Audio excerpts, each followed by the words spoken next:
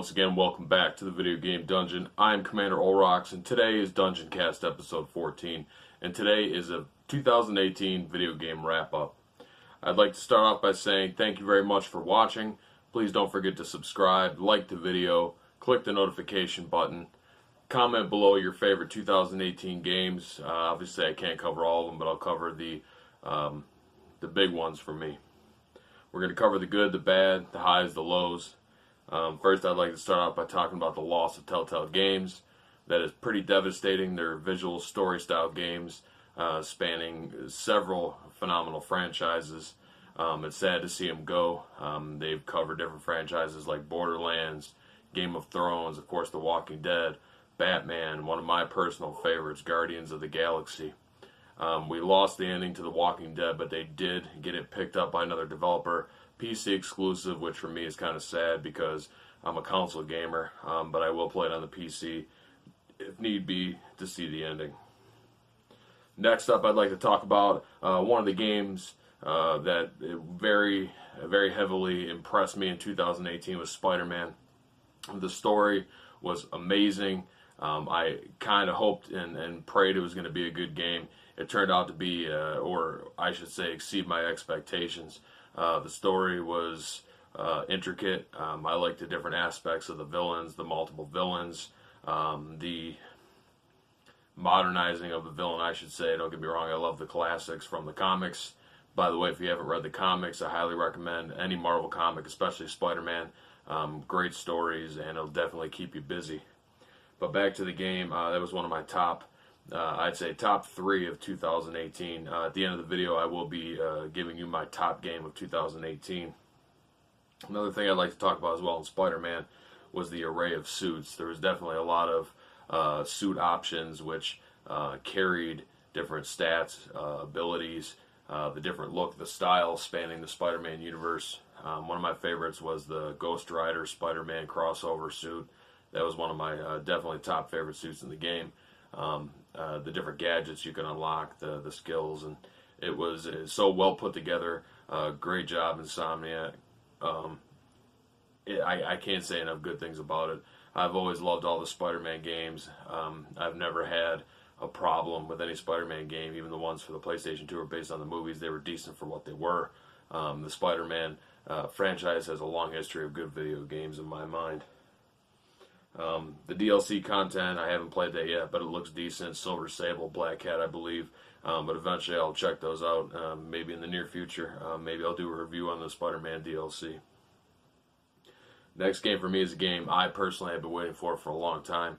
That is Red Dead Redemption 2. I'd like to start off once again. You know me, I'm a story gamer. The story in that was phenomenal. The prequel character tie-ins, seeing John Marston again, new characters like Arthur. Arthur was a great character, very well structured, just a well-spoken character. Even though he was technically a bad guy, he was still a good guy in the same sense, even though that may not make sense. But spoiler alert, if you haven't played it all the way to the end, I don't know what you're waiting on. You need to get there and get out there and play Red Dead Redemption 2, because it's a phenomenal game, especially story-wise. The side quests, the legendary animal hunts, just the different side things you can do. The game will keep you busy for hours. The story alone, like I said, can't say it enough. Phenomenal story. And in the spoiler aspect, when you lose Arthur, that was definitely a sad aspect. Me and my buddies have gotten different endings. You can get a different ending depending on the choices you make. So keep an eye out for that. Overall, I would say, once again, one of my top 5 games of 2018. Red Dead Online is good. The story content is short. Once again, I play games for story content. Me and some buddies played through, and that was fun and awesome. But after that, it kind of gets boring. So I'm hoping with the full release of the game, they'll add way more story content, more content overall. But it is a fun aspect of Red Dead Redemption 2, and I can't wait for the full release. Moving on to the Nintendo Switch, an exclusive RPG made by Square Enix and Nintendo called Octopath Traveler. That was also a phenomenal game in 2018.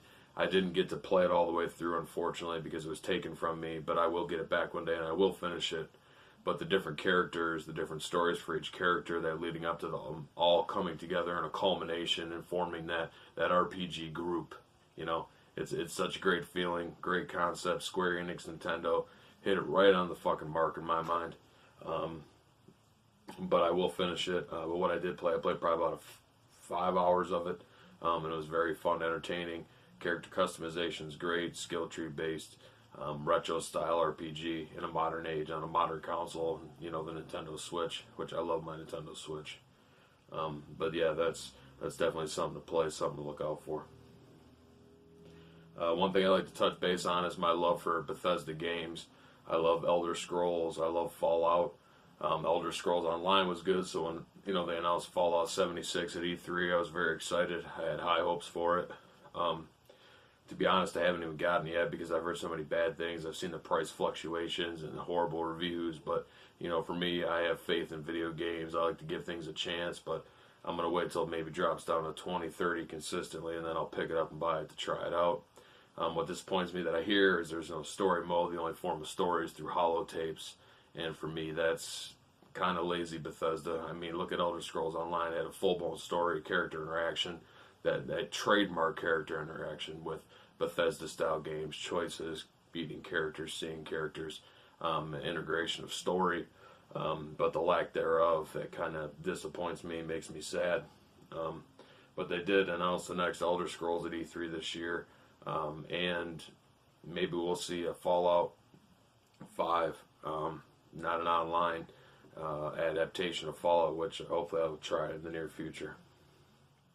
One game I got for the holiday from my wife was Battlefield 5. I think that it is a true ode to World War II first-person shooters. The story is great. Don't get me wrong, I like the story in Call of Duty World War II, but they do a good service to war stories in Battlefield 5. I've beaten 2, or I should say 3, including the opening mission.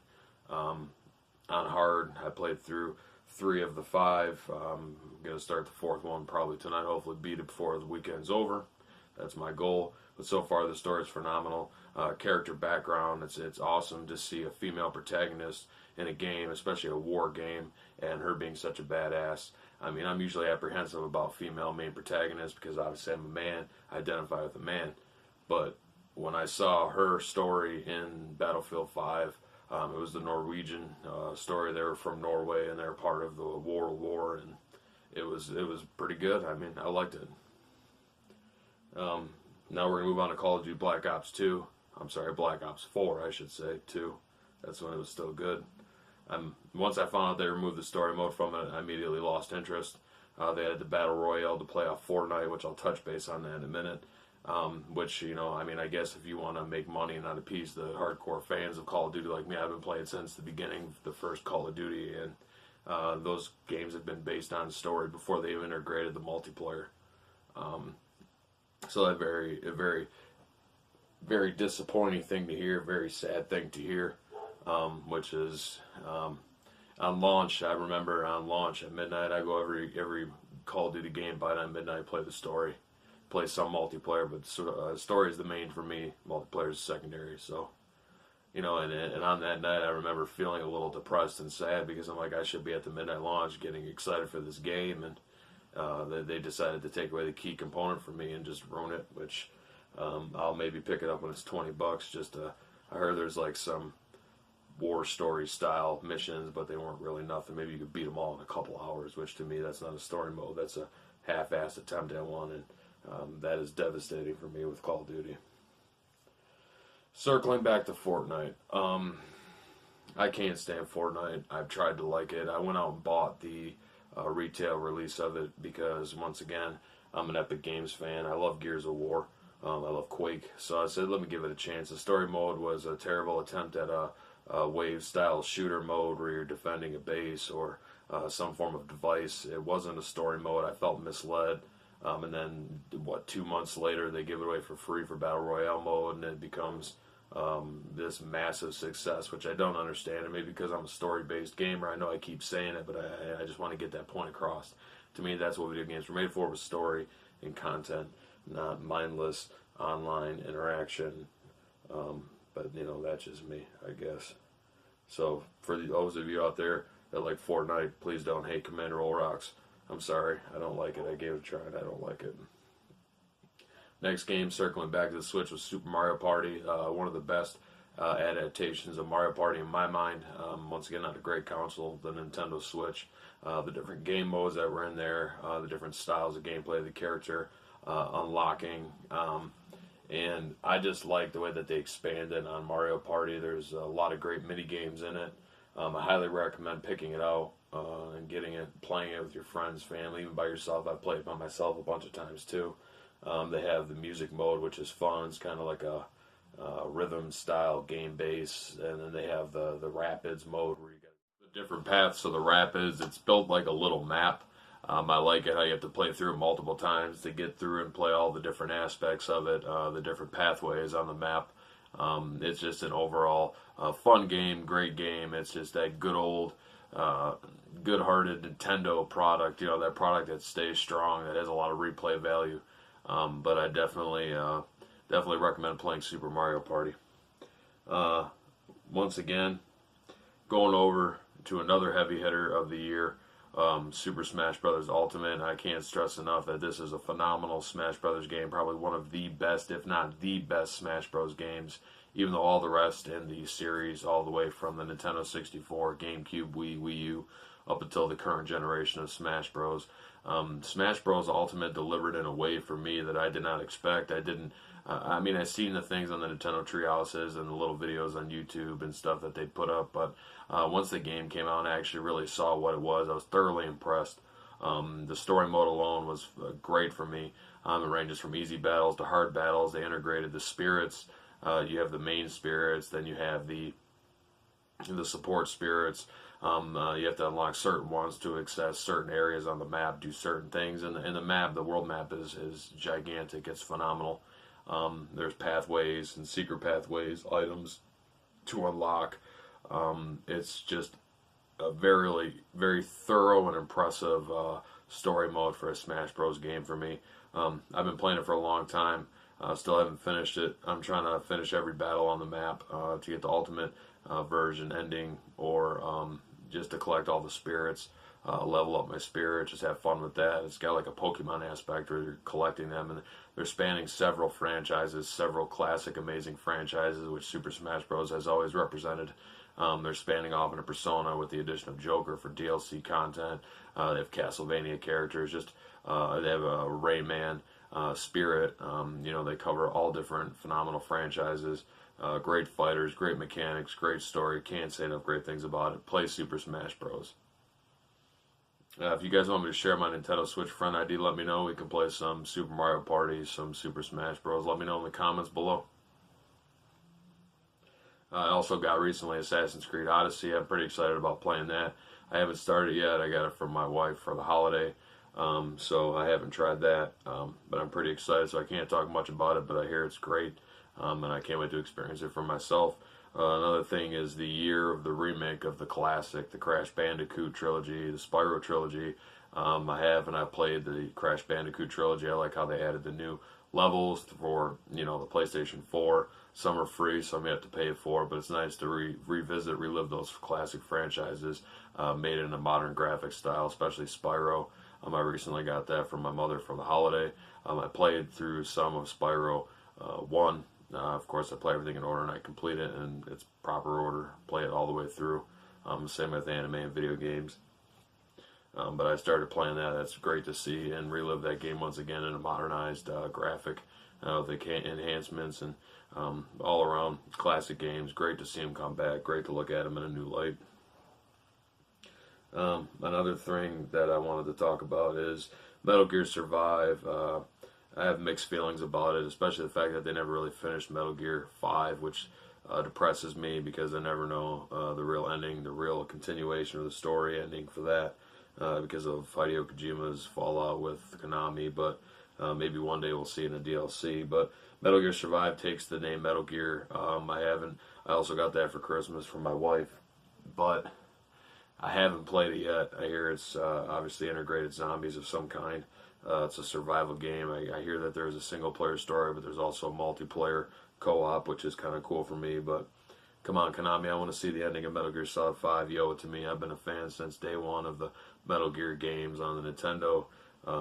Once again, another side note that just popped to me was, thank God, I know I've mentioned in previous videos about Capcom and Devil May Cry 5. They finally announced it. I'm so fucking excited. I can't wait for it to come out. I've been waiting for that game for a long time. Story's going to be great. I played the demo on the Xbox One. Great gameplay. Story seems cool. Obviously, it's a little hint. Boss fight was awesome. Go check out the demo. I can't wait. But Metal Gear, I want to see in survival they tie in a story of any kind, and just to see how it plays and overall fun factor. But maybe I'll do reviews from the dungeon on that and these other games specifically later on. So I've decided to come up with an actual schedule. This time I'm going to stick with it. I'm going to do it every Saturday and Tuesdays. This video might be out Saturday, hopefully Saturday, maybe be Sunday, but going forward Saturdays and Tuesdays. So don't forget to keep an eye out for Olrox's videos, Dungeon Lord, the video game Fortress, the video game Dungeon. We are going to be here to stay. We're going to try to build a stronger fan base. We thank everybody who is a fan, a subscriber, everybody who's active on the channel. I appreciate the love and the support. Now, I'm going to talk about my game of the year in my mind. It was very tough to pick this because there's so many phenomenal and great games that came out in 2018. But my game of the year definitely is going to be God of War. I've been a long time diehard fan of God of War, and the story in this was just legendary to me. It way surpassed my expectations as far as the story, because for me, you see this new Kratos, he's got a son, he's got a beard, and they don't tell you much about it. You're like, okay, well, how are they going to pull this off? How are they going to integrate it in the story? And the way that they did it was so flawless. And spoiler alert, the way that they integrated the old God of War with the Chaos Blades and, him going back. And I don't want to say too much, but the story was phenomenal. The son finding out that he becomes Loki, which gives another aspect to the game, especially if they make sequels. How is that going to turn out? Him and his son kept having, little battles and disagreements, which was a nice addition to the story. But most of all, they got along. But you can see it's the Anakin Skywalker effect, where you think that he's possibly going to go evil because his dad's just looking out for him. But of course, the little boy doesn't want to see or understand that. He thinks he's this big, strong warrior like his father, but he's really not. So obviously, it's once again, falling to the evil within, so to speak. Evil Within's another great franchise, speaking of. But I highly recommend getting and playing God of War. I believe it might have had a price drop by now, especially used at GameStop or your local video game store. I got the Stone Mason edition. The content that came with that was great. The statue of Long of Kratos and the boy, as he calls him, is very articulated. It's great. I can't say enough good things about it. It's actually obviously in the video game dungeon on display. But it's a big statue, nice articulation with the Draugr and, Kratos and his son. As well, it comes with little totems of the different characters from the game, a ring, just the amount of content they put in the Stone Mason edition is phenomenal. It's definitely worth my money. Obviously, all the collectibles are integrated in the video game dungeon. Speaking of, I'm going to do an updated video game dungeon walkthrough of all 3 rooms, including the entranceway. Within the video game Fortress, you will see the new and improved video game dungeon. But God of War, great game, phenomenal. It was hard to pick my game of the year, but I'm going to have to go with it. The world map was great, the environments, the music, the side things you can do, the Valkyries to fight. It's just a great, great game. Thank you for watching. I appreciate, once again, everybody taking the time to watch the videos, liking the videos. I would appreciate if you leave a comment below. Let me know what your favorite or number 1 game of 2018 was, or even some things that I didn't have time to mention, which there was a lot more great games that did come out in 2018. But once again, thank you very much, and see you next time on the Video Game Dungeon.